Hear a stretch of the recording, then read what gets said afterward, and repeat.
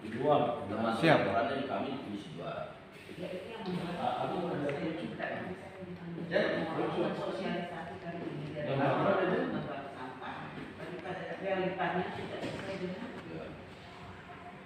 Izin Allah. Itu dia. Dan di sisi lain laporan ini kan mesin masih parkir di Jagrida. Di sisi lain mesin ini sudah dipergunakan. Mana yang benar? Nah kita ini kayaknya dipertanyakan benar persoalan mesin pengolahan sampah ini. Karena pernyataan waktu kemarin bahwa apa ya, begitu luar biasa mesin ini bisa menghasilkan solar minyak yang begitu besar. sebenarnya begini Pak, maaf saya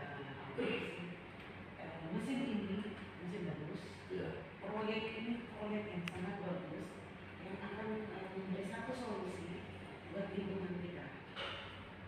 Cuma ini mismanagement, salah orang yang mengelola. Salah pengelola. Mesin ini sendiri saya jamin bagus, menghasilkan. Karena kebetulan saya di risetnya, jadi saya sudah melakukan pengujian. Maaf nih kalau saya sambil rokok itu. Silakan, saya juga rokok. Kalau boleh disuruh rokok juga boleh bagus lagi. Kan bahas. Jadi apa namanya? Maaf Pak, jadi dari hasil pengolahan sampah plastik itu yang kenapa saya terjun ke sana mau membantu dengan segala tulisan saya. Itu yang bisa diolah itu jenis plastik yang tidak ada nilainya, yang mana itu ceceran kemana-mana. Pemulung kan ngambilnya yang bisa di-recycle. Ini justru yang kita produksi yang tidak ada nilainya, termasuk tabek plastik. Ini masih bisa bagus pula apa ini. Dan hasilnya setelah saya uji dia itu bagus Pak, maka menghasilkan dan tidak ada residunya sama sekali.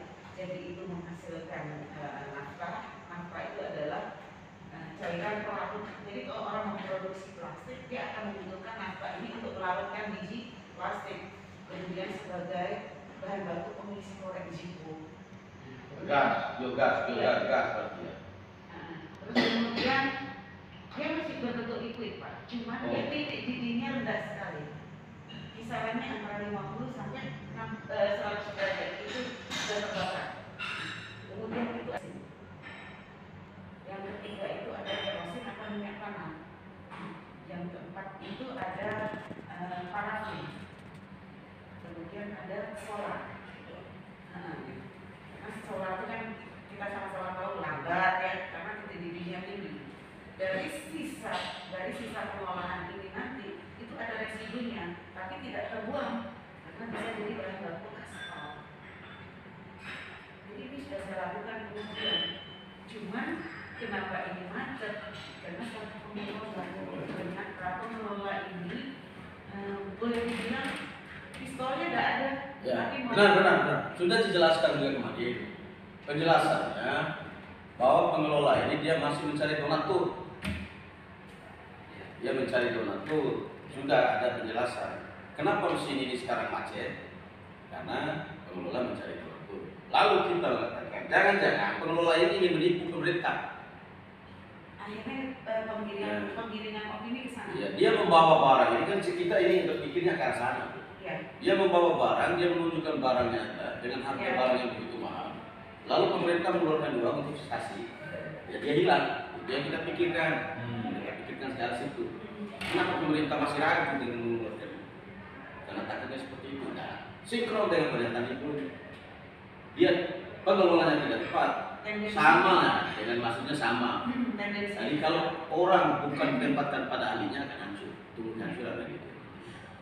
Nah kalau memang ada orang-orang hebat di daerah kita dia kenapa tidak? Kenapa tidak pakai SDM lokal? Iya. Kalau ada orang-orang hebat, nah itulah. Di sinilah maksudnya ini harus dibicarakan secara serius. Ibu harus bersurat di Komisi 2 diminta cek lapangan kebenaran tentang persoalan ini supaya Semua bukan hanya cerita, kan tidak ada yang kunjung DPR ini ke sana. Belum ada yang lihat. Hanya di media sosial ada cerita di koran bahwa mesin ini sudah beroperasi. Itu ceritanya. Mesin ini sudah beroperasi dan sudah menghasilkan bla bla bla bla luar biasa. Lalu ada pendapat kepikiran kita yang Majelis Lamet kemarin mengatakan berprotes keras tentang mesin ini. Kenapa mesin ini tidak disimpan di Jakarta saja pusat begitu banyak sampah? Pada di NTB ada yang berpendapat seperti itu. Ya ada juga yang berpendapat lain. Yang itu. Ya, orang mau investasi di sini kenapa harus simpan di sana kan ceritanya. Tapi itulah pendapat masing-masing dalam hal menyampaikan menerima aspirasi. Jadi kita waktu kita bicara berita itu tentang persoalan di sini. Hanya ini cerita asik-asik aja, tapi bukan menceritakan tentang persoalan yang terjadi. Kalau ditarik ke belakang kan ada persoalan yang harus dibenahi, yaitu benahi fisiknya di mana supaya persoalan di jalan kan ini yang belum ditunggu ini. Itu maksudnya. Tapi tunggu aja nanti Pak datang jelaskan. Ini kan ke fraksi. Yang penting ibu ini sudah. Yongki dan saya kan komisi 2. Baguslah itu sudah selesai. Insya Allah saya yakin dengan baik dan tulus itu pasti akan selesai. Amin. Dan kita bisa marahin jangan kita kalau dia macam-macam. Ya, karena sebenarnya begini juga Pak. Putar ya.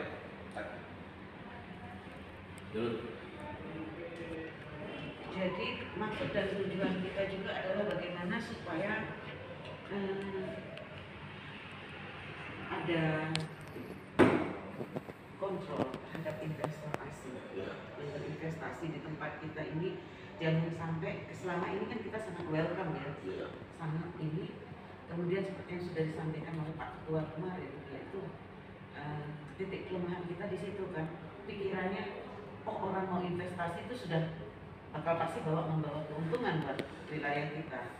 Tapi dalam perjalanan ternyata ini mengorbankan masyarakat lokal.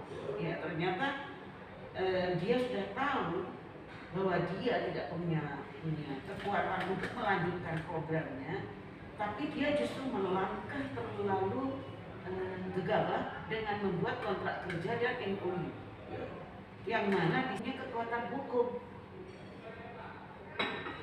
Dan dalam pemikirannya dia oke lah supaya tenaga kerja ini merasa mereka itu punya kepastian bahwa mereka sudah dikontrak di atas meterai, itu sudah bagus buat tenaga kerja. Tapi dia lupa Pak, hanya selama ini dia menghargai meterai itu hanya dari harganya. Dia lupa bahwa meterai itu punya kekuatan hukum karena ada lambang negara kita di sana. Karena dia meremehkan itulah yang bikin saya marah. Tidak boleh. Itu pun juga dengan teman-teman Bank Sampah. Pendandatanganan MOU itu dilakukan di gedung di area Brida dengan meminta pihak Brida sebagai saksi. Kita boleh katakan Pak, ini kan plat merah, ya kan? Ya.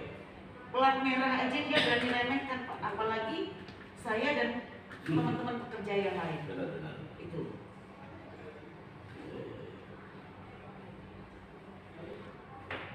Bank sampah di sana masuk dalam di pemerintah di LH. Maksudnya yang taraf kecil-kecil untuk bank sampah Bank itu sampah. ada anggaran di LH juga tidak pernah ya.